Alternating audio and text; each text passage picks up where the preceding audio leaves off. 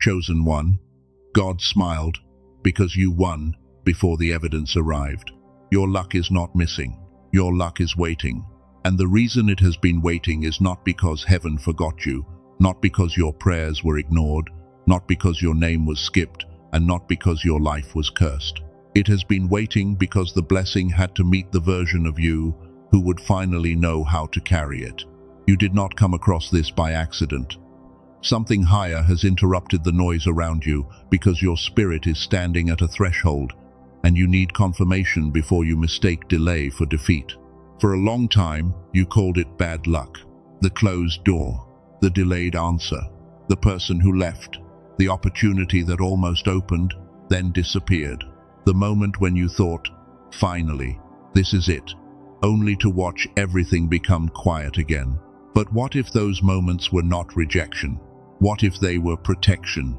What if God was not keeping good things from you, but keeping the wrong things away from the part of you that was too tired to discern the difference? Listen closely, chosen one. Your old season ran out. Your old identity lost its grip. Your old pattern no longer has permission to follow you. The table is prepared, but it was never prepared for the version of you who begged for crumbs. It was prepared for the chosen one who finally believes favor can feel safe. Your luck is waiting at the door of your agreement. And before you say, I do not feel lucky, before you say, if luck was waiting for me, why have I been fighting this hard? Before you say, if God smiled, why have I been crying? I need you to understand something. God can smile over a victory you have not seen yet. A seed does not look like a tree when it first enters the ground.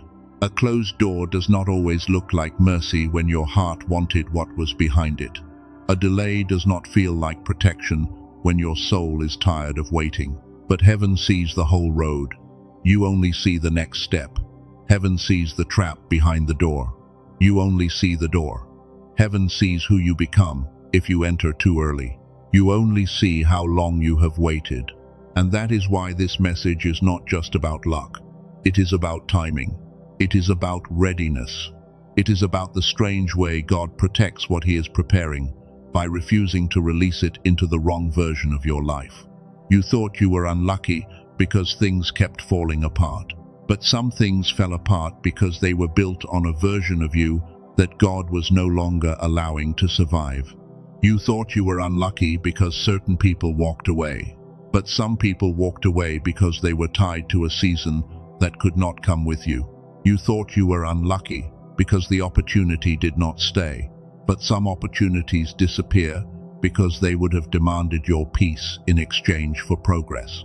You thought you were unlucky because the money moved slowly, but some provision waits until your hands are no longer trembling with panic.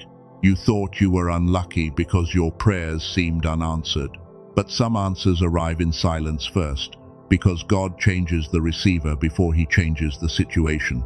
And I hear the Father saying, I did not forget what I promised you. Let that sit in your spirit for a moment. He did not forget what He promised you. He did not forget the prayer you whispered when nobody knew you were breaking. He did not forget the day you almost gave up but still chose to keep breathing, keep believing, keep walking, keep showing up. He did not forget the kindness you gave when you had almost nothing left inside. He did not forget the seed you planted in tears. He did not forget the version of you who kept doing the right thing while watching the wrong people get rewarded. And now, chosen one, there is a reason this message had to meet you here. Because if you do not understand what was really happening, you may enter the next season still carrying the language of the old one. You may call favor suspicious. You may call peace boring. You may call a protected door too simple. You may call a healthy opportunity too unfamiliar. You may call your own blessing too good to be true. And that is why you need to stay with this message until the end. Because by the end, you are going to understand why your luck waited, how to recognize the signs that your season has already started shifting, what kind of doors are safe to walk through, why your body and spirit have been feeling things before your life shows proof, and what must change inside you so you can receive without fear. This is not about chasing luck. This is about becoming the kind of person who can recognize divine favor when it arrives quietly. Because the next thing God sends may not look loud. It may not arrive with fireworks. It may not require you to fight, beg, force, convince, or prove. It may arrive as peace. And if your nervous system is still addicted to chaos, you might almost miss it. So let us go deeper. What you called bad luck may have been one of the clearest signs that God was protecting you. Not every closed door is holy. Not every delay is divine. Not every disappointment should be romanticized. Pain is real. Loss is real. Betrayal is real. You do not have to pretend something did not hurt just because you are spiritual. But there are moments, chosen one, when the thing that hurt you also saved you. There are moments when the person who left made room for the person who could actually see you. There are moments when the job that rejected you kept you from a place that would have drained your soul. There are moments when the relationship that ended exposed how much of yourself you had been shrinking just to be chosen by someone who never had the capacity to honor you. There are moments when the delay that frustrated you gave your discernment time to grow. And there are moments when God allows the wrong door to stay closed, not because He is against you, but because He loves you too much to let your desperation make permanent decisions. A blocked door is not always a cursed door. Sometimes it is a guarded door. Sometimes it is a mercy door. Sometimes it is a door God shut because the blessing you thought was inside was actually a burden wearing the clothing of an answer. You wanted it because it looked like progress. God blocked it because He saw the price. You wanted it because it looked like love. God delayed it because He saw the wound behind the promise. You wanted it because it looked like success. God closed it because He saw how it would cost you your peace, your clarity, your calling, your health, your identity. And maybe this is why you have been confused. You looked at the outside and said, "This should be good," but your spirit felt unsettled. You tried to convince yourself to be grateful, but something inside you kept whispering, "Not this." You tried to make the door fit, but the more you pushed, the heavier it became. You tried to hold certain people close, but your soul kept growing tired around them. That was not always fear. Sometimes that was discernment. Sometimes that was God warning you through the weight. Sometimes that was your future, refusing to make agreement with your past. And now the question is not, why did I lose that? The deeper question is, what was God protecting me from when He did not let me keep it? This is where many chosen ones misunderstand the season. They think the blessing is delayed because they are not loved. But the truth is often this: the blessing is delayed because it is loved. God is not careless with what He has prepared for you. He does not throw sacred things into unstable rooms. He does not place divine assignments into hands that are still being controlled by every voice around them. He does not release certain doors while you still believe you have to apologize for walking through them. He prepares the receiver. He strengthens the vessel. He teaches the heart how to hold what it once only knew how to chase. And if you have been feeling strange lately, that is part of the sign. You may have noticed that certain conversations do not land the way they used to. The old gossip feels heavier. The old arguments feel pointless. The old explanations feel exhausting before they even leave your mouth. You are not becoming cold. You are becoming clear. You may have noticed that your body feels tired in a different way. Not just sleepy, not just physically worn out, but tired deep in the bones, as if something inside you has been carrying a weight that words cannot fully describe. That does not always mean you are failing.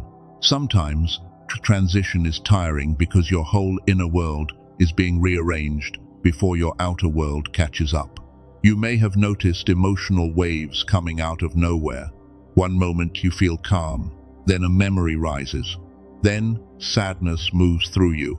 Then hope returns quietly, not loud, not dramatic, but steady.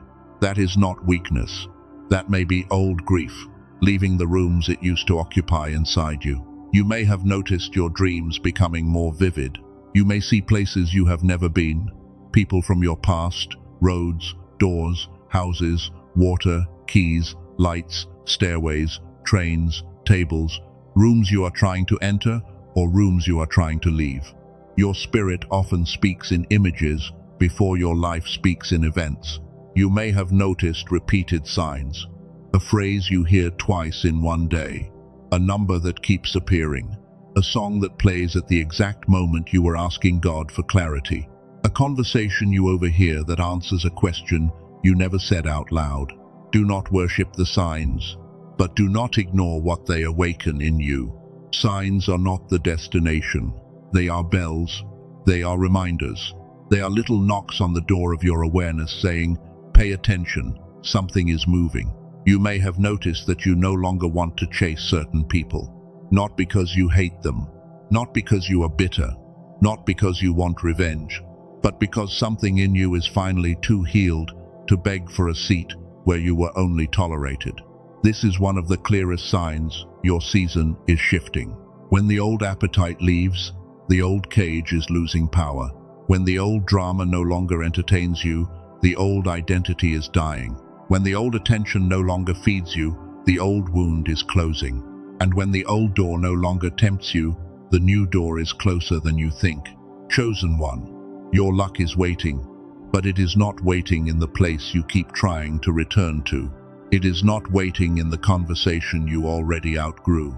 It is not waiting in the person who only loves the version of you that stays small. It is not waiting in the room where your spirit has to shrink to be accepted. It is not waiting in the old pattern. It is not waiting in the old panic. It is not waiting in the old agreement. Your luck is waiting where your peace is allowed to stay. And this is where the next revelation begins. The blessing did not only wait because the wrong things had to leave. It waited because the right version of you had to rise. You were not being punished. You were being prepared. There is a difference. Punishment makes you smaller. Preparation makes you stronger. Punishment leaves you ashamed. Preparation leaves you wiser. Punishment says you are not worthy. Preparation says you are being trusted with more than you understand. And some of you have been in a season of preparation for so long that you started calling it abandonment. You kept asking, "God, where are you?" And heaven kept answering through quiet formation, through restraint, through silence, through doors that did not open, through people who revealed themselves, through endings you did not choose, through the strength you found when nobody came to rescue you, through the wisdom you gained when you had to sit with your own soul. That was not empty time. That was not wasted time. That was not forgotten time. That was formation. Look at Joseph. He had a dream before he had a palace. He had a calling before he had a position. He had favor before he had evidence. And between the dream and the throne, there was betrayal, waiting, false accusation, hidden years, and a season where it looked like the promise had died. But the promise did not die. It was maturing. Look at David. He was anointed before he was crowned. He carried oil on his head while still returning to fields, sheep, silence, and overlooked labor. He had the sign of kingship before he had the seat of kingship. Why?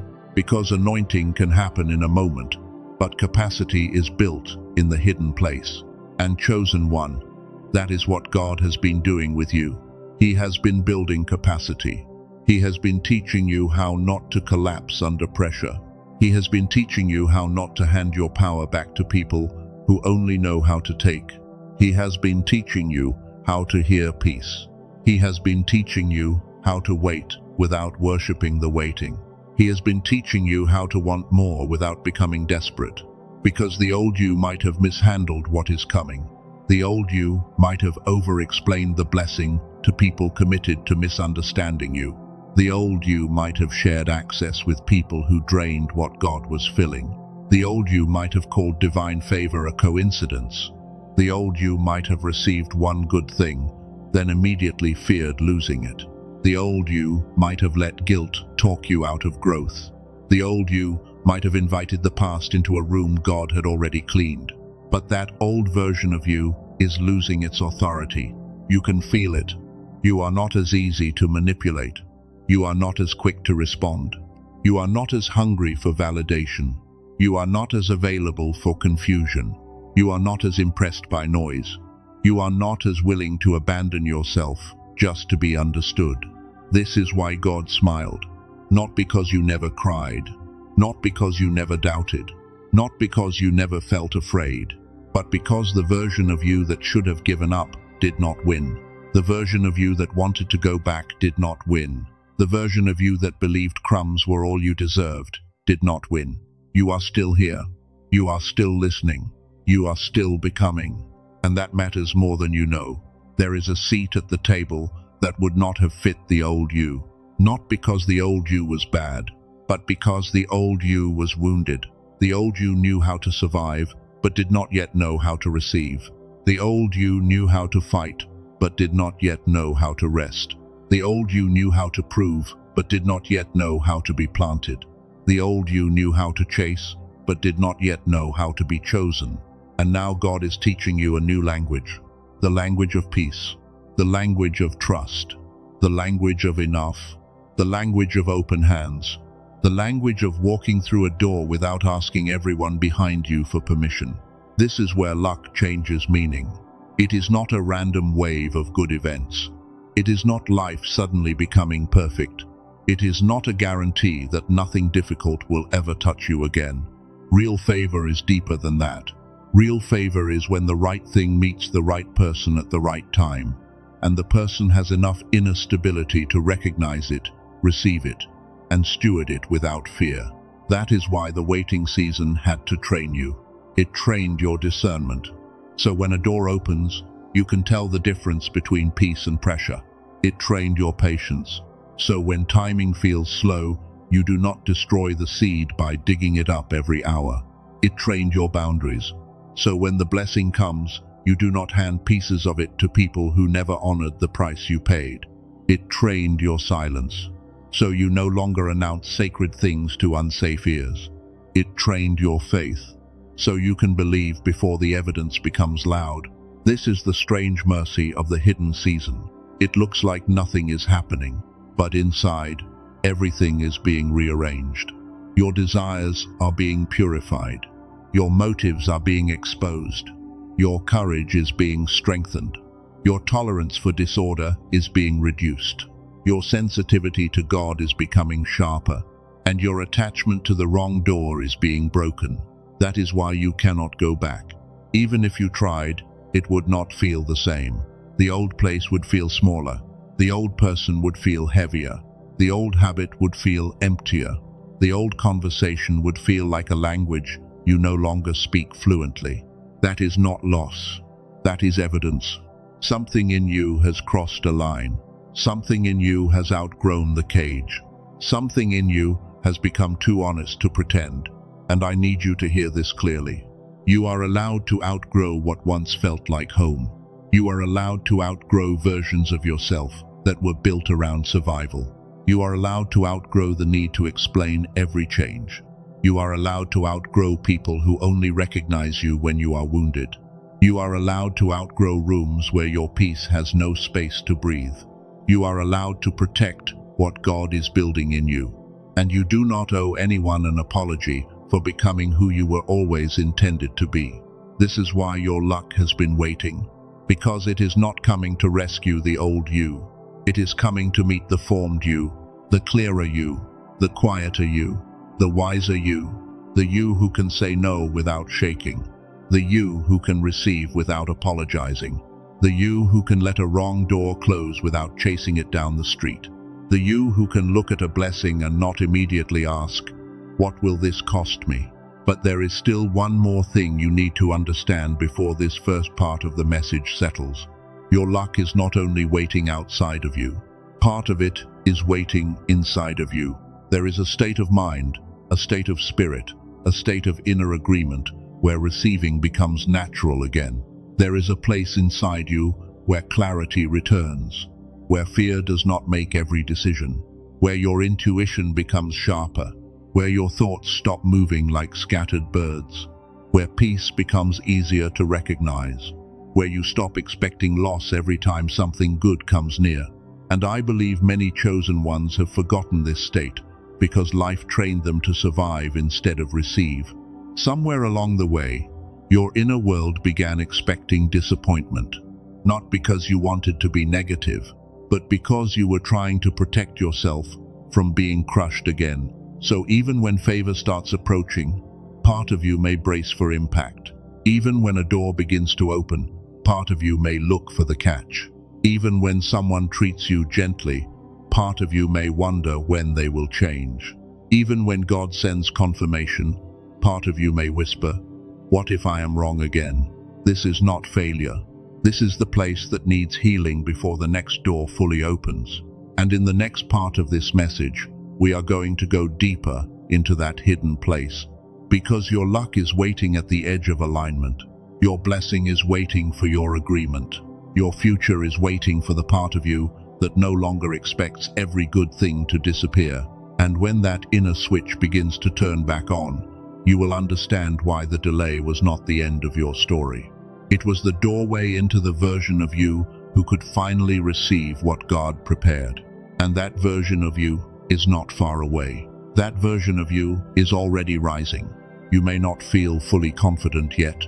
You may not feel completely healed yet. You may not feel like the kind of person who can walk into favor without questioning it. But chosen one, readiness is not the absence of trembling. Readiness is when your faith becomes louder than your fear. Readiness is when you can feel fear and still refuse to call it prophecy. Readiness is when you can see a door opening and no longer assume it must be a trap just because old doors hurt you. Because this is the deeper truth. Your luck is waiting at the edge of alignment. Not accident, not chaos, not random chance. Alignment, the right door, the right time, the right version of you. And when those three things meet, people may call it luck, but heaven calls it order. They may say, "How did that happen so suddenly?" They may say, "Why did that person get chosen?" They may say, "How did everything turn around so fast?" But they did not see the hidden years. They did not see the nights you had to talk yourself out of quitting. They did not see the times you stayed silent when your flesh wanted to defend itself. They did not see the tears you wiped away before stepping back into the day. They did not see the doors God closed because you were too tired to close them yourself. So when the blessing comes, do not let people reduce your formation to luck. It may look sudden to them, but it was not sudden to God. It may look easy to them, but it was not easy for the version of you who survived the preparation. It may look random to them, but it was not random in heaven. What you called bad luck was often God blocking the wrong door. What you called silence was often God training your hearing. What you called rejection was often God clearing the room. What you called delay was often God building capacity. And what you are about to call luck may actually be the first visible sign that your hidden season was not wasted. This is why you cannot force the next door. A forced door often opens into pressure. A divine door often opens with peace, not comfort, because some right doors will still require courage. Not ease, because some right doors will still stretch you. Not instant certainty, because faith is still part of the walk. But peace, a deep, strange, steady peace. The kind of peace that does not need every detail explained before it knows where to step. The kind of peace that does not scream.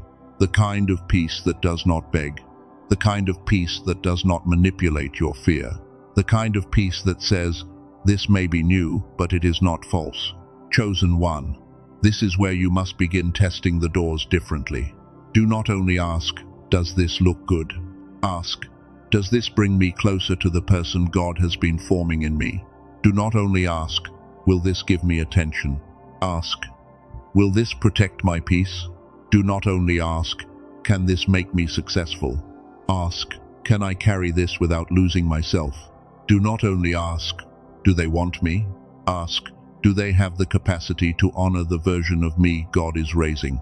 Because some doors look open, but they require self-betrayal to enter. Some people look like answers, but they demand access before trust has been built. Some opportunities look like favor, but they are powered by panic, urgency, confusion, and the fear of missing out. And chosen one, what God is sending next will not require you to abandon your discernment. The right door may challenge you, but it will not ask you to betray yourself. The right person may stretch you, but they will not drain your identity. The right opportunity may require courage, but it will not be built on confusion. The right season may feel unfamiliar, but it will not feel like the cage you prayed to escape. This is how you begin to recognize the difference. A wrong door often makes you feel like you must decide before you can breathe. A right door gives you space to hear God. A wrong door flatters your ego while disturbing your spirit. A right door humbles your ego while strengthening your spirit. A wrong door demands performance. A right door invites stewardship. A wrong door makes you afraid that saying no will destroy your future. A right door reminds you that what God has assigned cannot be stolen by one faithful pause. So when something comes, pause inside. You do not have to move your body. You do not have to write anything down. You do not have to make a dramatic gesture. Just let your inner world become still enough to ask one simple question. Does this door make me more whole, or does it make me more afraid of being abandoned? That question will reveal more than you think, because the wrong door often touches your wound. The right door often calls your wisdom. The wrong door says, take this quickly before you lose it. The right door says, become steady enough to carry this well. And now we come to the part of the message that many people avoid, because it is easier to blame the outside world than to face the place inside us that has been trained to expect loss. Your luck is waiting, but some of you have been so disappointed that even if God placed the blessing in front of you, your first instinct would be to protect yourself from it. You would analyze it until the peace disappeared. You would question it until the door felt unsafe. You would tell yourself it is too good to be true. You would look for the hidden cost. You would expect the person to leave. You would expect the opportunity to collapse. You would expect the money to vanish. You would expect the joy to be followed by punishment. And if that sounds like you, do not shame yourself. That is not because you are ungrateful. That is not because you lack faith. That is not because you are broken beyond repair. It is because survival trained you to brace before receiving. When someone has lived through enough disappointment, the nervous system can begin to treat good news like danger. Peace can feel suspicious. Ease can feel unfamiliar. Love can feel unsafe. Rest can feel irresponsible. Favor can feel like a setup. And this is why God does not only prepare the blessing, He prepares your ability to receive the blessing. Because what good is an open door if your fear convinces you to run from it? What good is divine timing if your old wounds keep calling it a trick? What good is favor if you keep pushing it away because it does not feel like the chaos you are used to? This is the inner switch, not a switch of pretending, not a switch of forcing yourself to be positive, not a switch of ignoring reality, a switch of agreement, an inner agreement that says, I am allowed to receive good things without expecting them to disappear. I am allowed to walk through peaceful doors. I am allowed to be helped. I am allowed to be seen. I am allowed to be chosen without shrinking. I am allowed to stop rehearsing loss. And I hear the Father saying, what you called bad luck was me blocking the wrong door. But what I am opening now will require you to stop expecting every good thing to hurt you. That is the place where your spirit and your mind must come back into alignment. Because for many chosen ones, the battle has not only been around them, it has been in the way their inner world learned to function under pressure. You may have noticed that your thoughts scatter when something important comes near. You may have noticed that when an opportunity appears, your mind immediately jumps to every possible way it could fail. You may have noticed that even when you pray for favor, part of you fears the responsibility of receiving it. You may have noticed that clarity comes in flashes, then disappears under the weight of overthinking. That is why this next part matters. There is a connection between your spiritual receiving and your inner state. When your mind is constantly in survival, it becomes harder to recognize peace. When your inner world is flooded with fear, even a divine door can look threatening. When your thoughts are scattered, your discernment becomes harder to trust. And this is where I want to share something carefully, because I do not want you to hear this as a magic solution, and I do not want you to hear it as a replacement for prayer, wisdom, action, or obedience.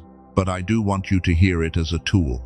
Earlier, I told you there is an inner switch, a state where clarity returns, where the mind becomes quieter, where receiving feels less like danger and more like agreement. There is a reason so many chosen ones feel like they were sharper when they were younger, more intuitive, more creative, more open, more alive. As children, many of you sensed things before you could explain them. You learned quickly, you imagined vividly, you felt connected to something greater without needing a perfect explanation.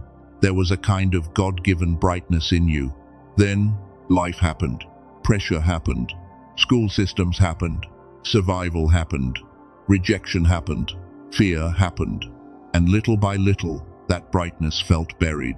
Science has language for part of this. Researchers studying brain activity often talk about different brainwave states, and one of the most powerful states is connected with gamma activity. Gamma has been associated with heightened focus, clarity, learning, insight, and those sudden moments where the mind seems to connect things quickly. Spiritually, I think of it like this. It is not the source of God. It is not God. It is not a replacement for faith, but it can be one way the mind becomes quiet enough, clear enough, and aligned enough to stop fighting the very blessing it prayed for. There is a simple 7-minute audio ritual called the Genius Song that was created around this idea. It is a digital audio track designed to support the brain through sound and brain entrainment, with the intention of helping the mind reconnect with that sharper, clearer, more receptive state. You use it with headphones. You listen for 7 minutes. You do not have to force a meditation. You do not have to repeat a mantra. You do not have to become someone else. And again, hear me clearly. This is not magic. This is not a promise that your whole life changes without action. This is not something to worship. It is a tool for the chosen one who knows there is still a brighter, clearer version of them underneath the noise. Think of your mind like a radio. When the radio is full of static, the message may still be there, but it becomes difficult to hear. The station has not disappeared. The signal is not gone, but the tuning is off. The Genius Song is designed like a small tuning ritual, something that helps support the mind as it moves out of static and back toward clarity. And for some people, that clarity is what helps them stop living like every door is dangerous. There was a man in his early 50s who had been out of work for a long time after his company downsized. He was not unskilled, he was not lazy, he was not without experience, but he described his mind as foggy. He said he would enter interviews and the words would not come out the way he needed them to. He knew the person he used to be was still somewhere inside him, but he could not reach him. After using the 7-minute ritual consistently, he described the change not as fireworks, not as drama, but as clarity. He said, "I did not change my resume. I changed what was happening here." And soon after, the door that had felt locked began to move. Now, I am not telling you that your story will look exactly like his. I am not saying one tool replaces your faith, your effort, your decisions, your prayer, or your responsibility. But I am saying this. Sometimes God sends tools that meet you at the exact place where you have been struggling. And if your struggle has been fog, fear, overthinking, scattered thoughts, or the feeling that the sharper version of you is buried under years of pressure, this may be something worth exploring. I also know what some of you are thinking. You have tried meditation. You have tried healing sounds. You have tried spiritual practices that promised peace but left you feeling the same. I understand the skepticism, and skepticism is not always bad. Discernment is holy when it is honest. The difference here is that this is not asking you to force your mind into silence for months before anything happens. It is built around sound-based brain entrainment, a direct listening experience created to support a shift in brainwave activity. Traditional biofeedback therapy can cost hundreds of dollars per hour, and at-home devices can cost thousands.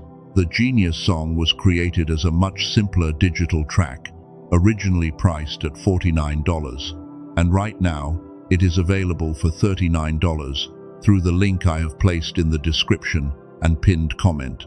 With it, there are also bonus materials included, such as a child-focused audio, a classic book connected to prosperity principles, a guided visualization, and an infographic of habits designed to help support your future. And there is a money-back guarantee. So if you explore it and feel it is not for you, you are not trapped. But please listen carefully. There are fake pages, copied products, and ordinary audio tracks using similar names. Those do not carry the same intended brain entrainment technology, the bonuses, or the guarantee. If you feel led to explore it, use only the link placed in the description and pinned comment. Do not search randomly and assume every result is the real thing. And after I say that, I want to bring you right back to the deeper message. Because even with a tool, God is still not asking you to chase luck. He is asking you to come into agreement with favor. The tool can support clarity, but you must still choose agreement. You must still choose peace. You must still choose the door that does not require self-betrayal. You must still choose to stop calling yourself unlucky when God has been calling you prepared. So let us bring this into a simple inner practice. You do not need to move. You do not need to close your eyes. You do not need to stop what you are doing if you are not in a place where that is safe. Just let your imagination create one image inside you. Picture a door in front of you. Not a heavy door, not a frightening door, a quiet door. There is warm light under it, but you are not forcing it open. You are not banging on it. You are not begging behind it. You are not trying to convince God to remember you. You are simply standing there as the version of you who survived, learned, healed, and became honest. And in your spirit, say this quietly: I do not chase what God has removed. I do not force what God has delayed. I do not fear what God has prepared. I receive with peace. Now imagine your old fear standing beside you. The fear that says, what if it disappears? The fear that says, what if I am disappointed again? The fear that says, what if I am not ready? Do not fight it. Do not shame it. Just let that fear stand there while your faith speaks louder. Tell that fear, you protected me when I only knew survival, but you are not allowed to lead me into this new season. That is your inner action, not a physical movement, not a performance, a holy decision inside your spirit. Fear may walk near you, but it does not get to hold the key. Doubt may speak, but it does not get to name the door. Your past may have memories, but it does not get to write the future. And now imagine the door opening only enough for peace to enter first. Not the whole picture, not every detail, not the full timeline, just peace. Because peace is often the first proof that your spirit has stopped wrestling with what God is trying to give. Chosen one, your luck is waiting. But now you understand what that means. It means favor has been protected. It means timing has been working. It means wrong doors were not always losses. It means your hidden season was not empty. It means the version of you who begged for crumbs is not the version being invited to the table. It means your inner world is learning to expect goodness without bracing for punishment. It means God did not just prepare a blessing. He prepared you. And now, I want to speak this over you in a grounded, sacred way. May every false door lose its power over your desire. May every counterfeit opportunity become easier to recognize. May every person assigned to drain your peace be lovingly removed from the center of your life. May every old agreement with bad luck, rejection, abandonment, and delay be broken in your mind and in your spirit. May your discernment become sharp. May your peace become steady. May your courage become quiet and strong. May your hands stop trembling when good things come near. May your heart stop apologizing for favor. May your spirit stop calling preparation punishment. May your mind become clear enough to recognize the door God is opening. May your life become aligned with the blessing that does not require you to lose yourself. And may you have the wisdom to receive slowly, faithfully, and peacefully. Father, for the chosen one hearing this message right now, bring peace into the places where survival has been too loud. Bring clarity into the places where fear has scattered their thoughts. Bring healing into the places where disappointment taught them to expect loss. Close every door that only looks good from the outside. Remove every opportunity that would cost them their calling. Silence every voice that tries to make them feel guilty for becoming whole. And open the door that carries peace, purpose, provision, and divine alignment. Not the rushed door, not the pressured door, not the door that feeds the ego but starves the soul. Open the assigned door, the protected door, the door that carries your timing, the door that meets the person you have been forming in secret, and let them know deep in their spirit that they are not late, they are not forgotten, they are not cursed, they are not unlucky, they are prepared, they are covered, they are being led, and they are allowed to receive. I hear the Father saying, "Receive what I prepared, but do not chase what I removed." Let that be sealed in you. Receive what He prepared. Do not chase what He removed. Receive the peace. Do not chase the panic. Receive the open door. Do not chase the closed one. Receive the new season. Do not resurrect the old identity. You are not who you were when the waiting began. You are not the same person who begged for crumbs. You are not the same person who thought love had to be earned through exhaustion. You are not the same person who mistook chaos for passion, pressure for purpose, and survival for strength. You have changed, quietly, deeply, faithfully, and because you changed, what comes next can meet you differently. So when favor arrives, do not shrink. When peace arrives, do not mistrust it. When the right door opens, do not stand there rehearsing every door that hurt you. When God sends help, do not reject it because you are used to carrying everything alone. When your luck finally appears, do not call it coincidence just because it came softly. God smiled, you won, and now your only assignment is to receive with peace. If this message reached the place in you that has been tired of calling yourself unlucky when it is safe and right for you, leave one simple declaration in the comments. I agree with the favor God prepared for me. Not because a comment creates the blessing, but because sometimes your spirit needs to hear your own agreement. And if you feel led to explore the 7-minute clarity ritual I mentioned, the link is in the description and the pinned comment. Use discernment. Move with peace. Do not force it. Only explore it if your spirit feels drawn to it. And if this message gave you confirmation, stay connected for the next one, because your new season will require reminders that keep your peace stronger than your fear. Chosen one, your luck is waiting. But now, you are no longer standing outside the door as someone who expects loss.